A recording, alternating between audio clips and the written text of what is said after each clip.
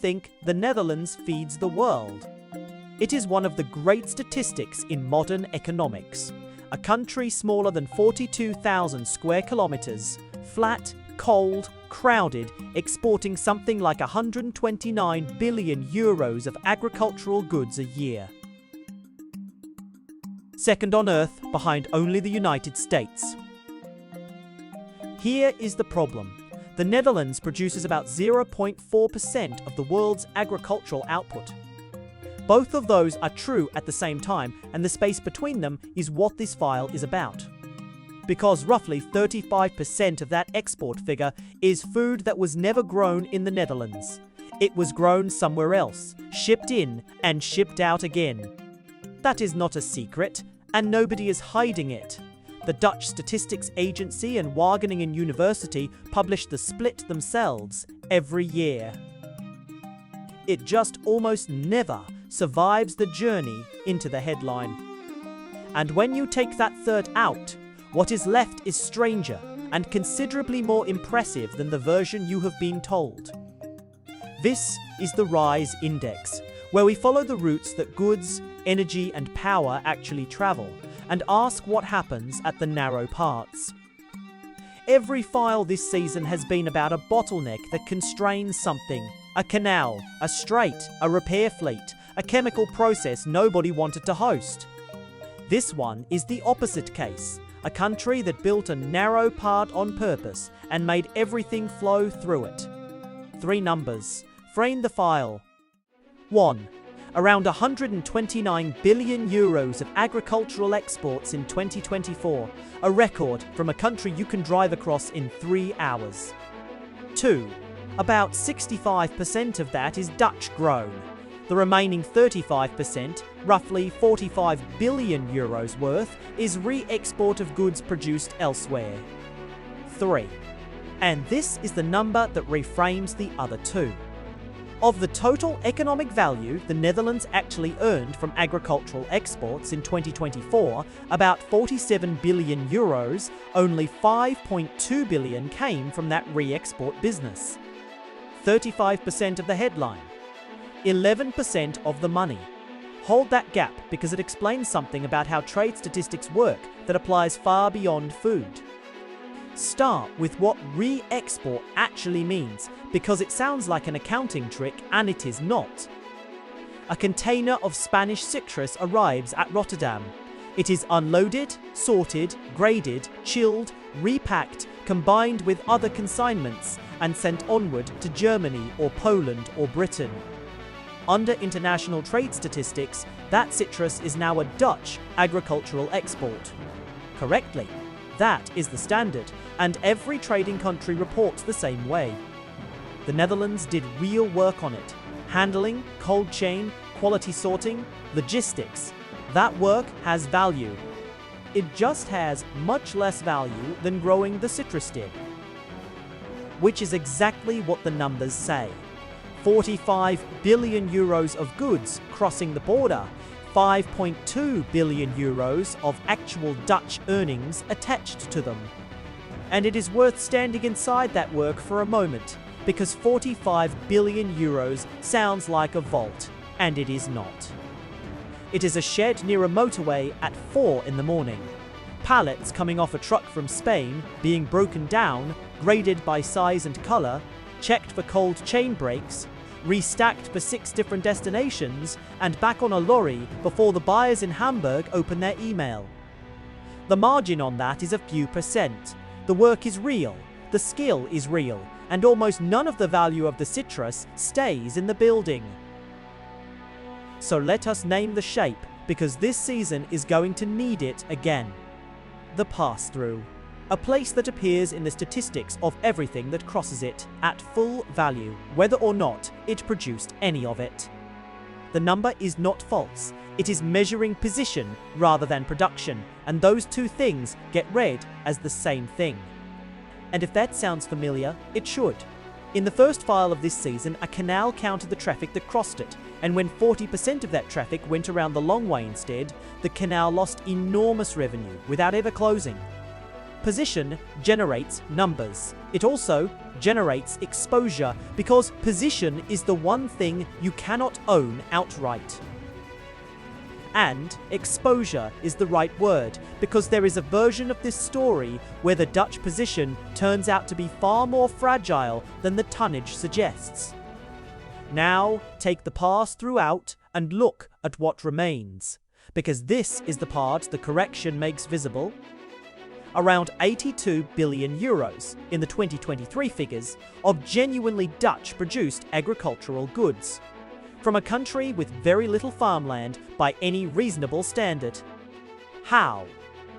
The answer is that Dutch agriculture stopped competing on land some decades ago and started competing on everything else. Go to Westland, a region just outside Rotterdam. Around 80% of the agricultural land there is under glass. It is one of the largest concentrations of greenhouses anywhere on Earth, and from the air, it does not look like farmland. It looks like a city made of roofs. Inside, almost nothing is left to weather. Light, temperature, humidity, carbon dioxide concentration, nutrient delivery, and increasingly the harvesting itself are all controlled. The result is a set of yield figures that sound like errors. Dutch tomato production runs at roughly 12 times the yield of an average tomato farm globally, measured per unit of land. For some crops, greenhouse production reaches around 10 times open field averages. And the way they got there is worth 1 minute, because it is not what people assume. The Dutch advantage is not one invention. There is no machine. It is roughly 60 years of very boring compounding in an unusually tight geography. Seed companies working next to growers, working next to equipment makers, working next to a research university, all within an hour of each other, all trading information constantly because their children go to the same schools. A grower tries a new light schedule. The neighbor hears about it in a fortnight. The seed company sees the yield data next season and breeds for it. That loop, run continuously since the 1960s, is the actual technology. And that number, 12 times, is where most tellings of this story stop. Which is a shame, because the interesting question is not how they did it, it is what it costs to keep doing it. Because a greenhouse is not a field with a roof. It is a factory that happens to grow food. It requires capital at a scale that puts it out of reach of most farming worldwide. It requires energy continuously for heat and light. It requires a technical workforce, seed genetics, and a market wealthy enough to pay a premium for produce out of season. And it requires being close to that market. Westland is a short drive from one of the largest ports in Europe and a short drive from 100 million relatively wealthy consumers. Change any one of those conditions and the arithmetic stops working. Here is the part that neither the celebration version nor the correction version tells you. The two businesses are not separate. They hold each other up. The infrastructure that makes the pass-through possible is the same infrastructure that lets a Dutch grower get a tomato picked in the morning onto a German shelf that afternoon. The port, the cold chain. The sorting halls?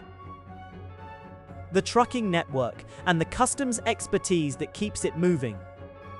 And the volume moving through that system, including all the foreign volume, is what makes the system worth building at that scale. Neither half would look the way it does without the other, which connects directly to the last file. In rare earths, we found that control sits not with whoever holds the input or sells the output, but with whoever runs the step in the middle. The Netherlands runs the middle step for a very large share of European food, not growing it, not eating it, sorting, chilling, grading, consolidating, and moving it. The difference is that a rare earth separation plant is unpleasant, capital heavy, and nobody wanted it. A cold chain hub is pleasant, capital heavy, and everybody would like one. which means the Dutch position is far less defensible than it looks. There is no chemistry keeping competitors out. There is no radioactive waste nobody wants to host. There is just a very good system with a 40-year head start. And other ports have noticed. Antwerp handles produce, so does Hamburg. Algeciras has been growing for years, and it sits considerably closer to where a great deal of the fruit is actually grown. None of them will replace Rotterdam next year. But the Dutch position in the pass-through business is held by accumulated advantage, not by any barrier. And accumulated advantage is exactly the kind of thing that erodes without anybody noticing until it has. So what does the model cost? And this is where the file has to be honest. Intensive agriculture at Dutch density has environmental consequences, and they are the subject of serious, ongoing, and genuinely difficult policy argument inside the country. Nitrogen deposition, water quality, livestock density. This file is not going to relitigate that debate because it is a different episode and because it deserves more than a passing paragraph. But it would be dishonest to describe the achievement without noting that its cost is contested at home by people who live there. The second cost is the one almost nobody mentions, and it has quietly turned Dutch horticulture into a business that fails for reasons that have nothing to do with farming. The second cost is more relevant to this season, and it gets almost no attention. Energy. A controlled environment greenhouse is, in energy terms, an industrial process. Heat and light are inputs, the way steel needs coke. Which means Dutch horticulture is exposed to energy prices in a way that field agriculture simply is not. A grower in a warm country with cheap land has weather risk. A Dutch grower has almost no weather risk and enormous energy risk. Those are not the same business, and they do not fail in the same way. And that swap explains something uncomfortable about who this model actually works for. Consider a grower outside Naaldwich running 4 hectares under glass. Their tomatoes yield many times what an open field would produce on the same ground. They are, in the literal sense, among the most productive farmers who have ever lived. And their business is not really agriculture. It is a capital-intensive operation with a fixed energy bill, a debt schedule, a supermarket contract that sets the price, and a crop that must move within days of picking. They cannot wait for a better price. They cannot store the harvest, and when energy costs move, the entire margin moves with them on a product whose selling price was agreed months ago. Nothing about their skill changed. Nothing about their yield changed. The variable that decides their year is a commodity price set in a market that has nothing to do with food. And that is a genuinely strange thing to have built. The most controlled agriculture on Earth, in which almost every input is managed to a decimal place, and the one variable nobody in the greenhouse can touch is the one that decides whether the year works. Which brings us to the question: the celebration version always dodges. Can this be copied? And the honest answer is that the question is badly posed because the model is not one thing. The greenhouse technology travels perfectly well. It is being used in a dozen countries and it works. What does not travel is the setting. Cheap capital, reliable energy, a dense, wealthy market within a day's drive, a major port, 60 years of accumulated technical training, and a regulatory system that agreed, over decades, to let very intensive production happen in a small space. Take a country with plenty of land and a poor domestic market, and Dutch-style horticulture makes very little sense. The yield per hectare is irrelevant when land is not the scarce input. That is the real lesson of the file, and it is not the one usually drawn. The Netherlands did not find a universal method for producing more food. It found the correct answer to a specific question. What do you do when land is the thing you have least of and capital is the thing you have most of. Almost nowhere else has that combination. And there is a harder version of that point, which is that the Dutch answer was correct, partly because somebody else was doing the opposite. A country that specializes in high-value produce out of season is relying on other countries to grow the bulk staples: the wheat, the rice, the maize, the calories. Dutch horticulture is extraordinary precisely because it does not have to feed anybody. It gets to choose the profitable end of the market and leave the rest. That is not a criticism. It is what specialization means. But it does explain why the phrase "feeding the world" is the wrong description of what is happening, in a way that has nothing to do with re-exports. So, what is actually going on with that number? 3 figures answer it. 1. About 65% of Dutch agricultural exports are genuinely Dutch grown and represent some of the highest yields per hectare ever recorded. 12 times the global average for tomatoes. 2. About 35% is other countries' produce passing through, counted at full value in the headline, and returning around 11% of the actual economic gain. 3. And the whole thing sits on top of 0.4% of world agricultural output. Put the 3 together and the shape is clear. A very small production base, a very high value output, and a very large volume of somebody else's goods moving through the same infrastructure and counted as though it were the same thing. The Netherlands is not feeding the world. It is doing something more precise and much more interesting. It is growing very expensive food very efficiently on very little land and moving everybody else's food through the same building. And notice what kind of achievement that makes it. Not a miracle of soil, not a national talent for farming, a deliberate, expensive, decades-long decision to compete on capital and position rather than on land. Not a miracle, an arbitrage on which unit the world happens to be counting in. Which is why the corrected version is the better story. The headline number says a small country beat the odds. The actual number says a small country identified correctly that the odds were being counted in the wrong unit.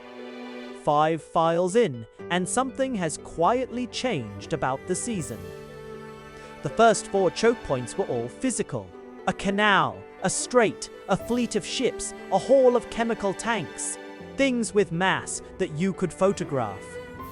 This one was partly physical and partly a statistic. Rotterdam is real. The 35% is a measurement convention. So what happens when the narrow part has no physical existence at all? Next file. Every dollar transaction between 2 banks anywhere on Earth, including 2 banks in countries that have nothing to do with the United States, eventually touches a small number of institutions in New York. Not because of a treaty, because of how the plumbing was built by nobody in particular a long time ago. This is the Rise Index. Subscribe and follow where power moves next.